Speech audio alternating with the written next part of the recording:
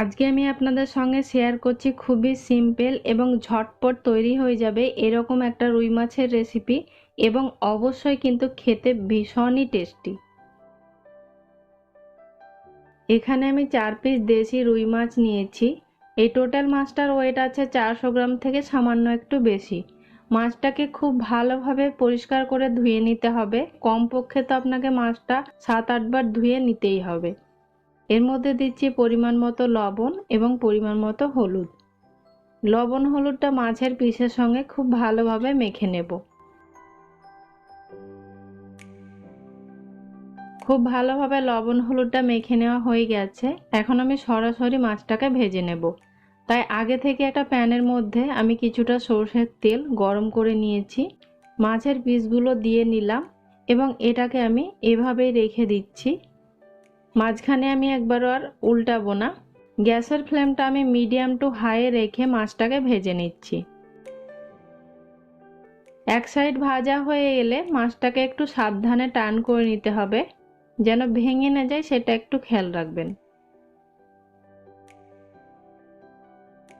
এই সাইডটা ভাজা হতে থাক, এদিকে আমি একটা মশলা তৈরি করে নিচ্ছি।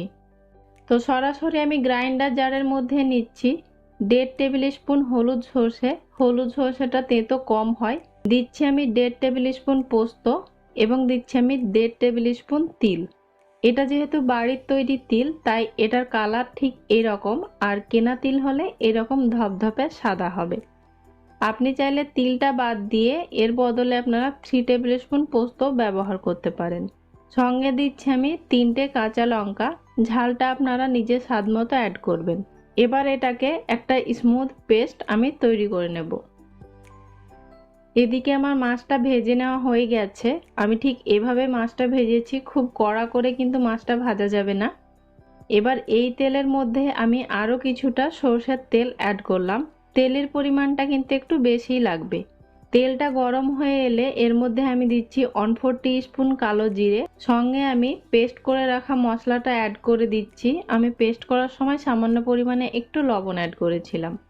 এই মাছ ভাজার তেলটা যদি বেশি কালচে হয়ে যায় বা বেশি নোংরা হয়ে যায় তবে আমি বলবো এই তেলটা আপনারা ব্যবহার করবেন না, ফ্রেশ তেল দিয়ে কিন্তু রান্নাটা করবেন।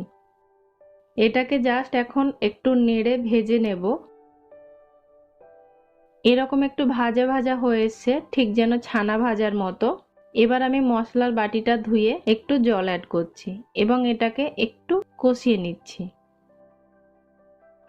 এটা ফুটে উঠেছে, অ্যাড করছি আমি এর মধ্যে লবণটা আপনারা অবশ্যই নিজের স্বাদ মতো অ্যাড করবেন, তবে একটু বুঝে অ্যাড করবেন যেহেতু মাছ ভাজার সময় কিন্তু লবণ ব্যবহার করা হয়েছে। আরও কিছুটা জল অ্যাড করছি। খুব ভালোভাবে একবার মিশিয়ে নিয়ে এটাকে ঢাকা দিয়ে আমি ফুটতে দিচ্ছি।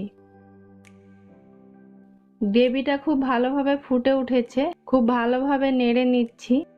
এখন আমি ভেজে রাখা মাছের পিসগুলো অ্যাড করে দিচ্ছি। চাইলে এই অবস্থাতে আপনারা 2টো কাঁচা লঙ্কা চেরাও অ্যাড করে দিতে পারেন।